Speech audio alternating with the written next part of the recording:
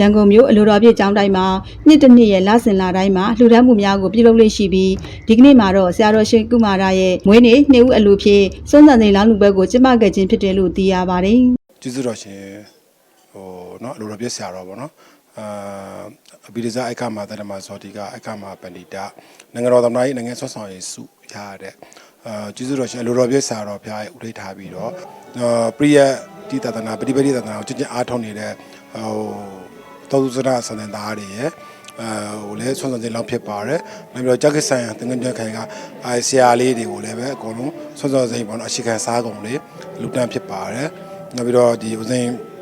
အနေဆရာတွေကိုပေါ့လေအကုန်လုံးဦးစိန်တို့တငယ်ခိုင်မှာရှိတဲ့ဟာကိုလည်းဦးစိန်မွေးနေ့မွေးရကုသိုလ်ဆက်အနေနဲ့နေပြီးတော့ဧပြီလ9ရက်နေ့မှာ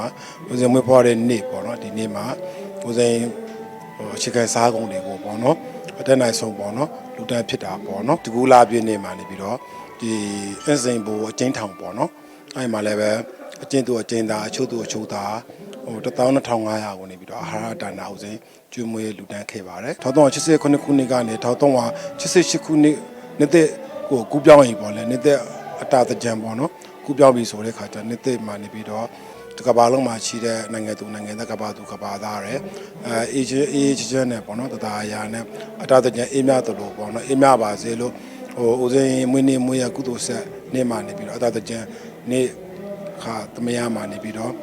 အေဂျင့်တရားလာပါဆိုလို့ MRDP ကနေစူတမီတာပို့တာနဲ့နင်ကိုရှုပါအခုလိုလူဒန်းမှုများအတွက်ဝန်တာပီတီစကားသံများကိုလည်းကြားသိခွင့်ရရှိခဲ့ပါတယ်။လာစဉ်ဦးစင်းလှူတိုင်းကိုဆရာလေးတို့ပါပါတယ်။ဆရာလေးတို့အပါ90အဲ့လိုအပါတရားအဲ့လိုမျိုးနဲ့ဆန်တို့စီတို့အဲ့လိုအလျှောက်ရှမ်းလေးတွေပေါ့အစုံပေါ့အသီးရွက်လေးတွေရောစုံပါတယ်တဲ့။ကျောင်းကနေပြီးတော့အဲ့လိုကားနဲ့ထွက်လာကားပြန်ဖို့အကုန်လုံးအပိုးအသေးတွေအကုန်လုံးပါပါတယ်။ဒီကပစ္စည်းလေးပါလဲအလူခံပြီးတော့ပြန်ရပါတယ်။ဒီလိုလာစဉ်လာတိုင်းအဲ့လိုပင်းပိတ်ပြီးလှူတာဝမ်းသာပါတယ်ဆရာလေးတို့လည်းမေတ္တာပို့ပေးပါတယ်။ခုနှစ်ရက်သားသမီးတွေအားလုံးကျမ်းမာချမ်းသာပါစေဆရာတော်အဓိကလှူတာလေ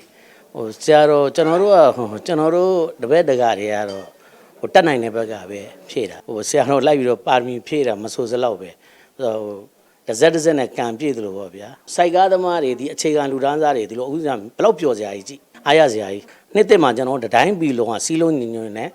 တိုးတက်ဖို့စ조사မယ်တတိုင်းပြည်လုံးကျမ်းမာချမ်းသာပါစေရဟန်းရှင်လူပြည်သူအားလုံးလည်းမေတ္တာပို့ပါတယ်ငြိမ်းချမ်းသာရပါစေပြည်ရင်းပြည်ပသာသနာပြုအလိုတော်ပြည့်ဆရာတော်ဘုရားကြီးအားမှုထားပြီးဆရာတော်ရှင်ကုမာရနဲ့အလှရှင်များစုပေါင်းကလစဉ်လာတိုင်းလူတန်းမှုများကိုဆောင်ရွက်ခဲ့ရာအခုဆိုရင်9နှစ်ခန့်ရှိခဲ့ပြီဖြစ်တယ်လို့သိရပါတယ်ရှင်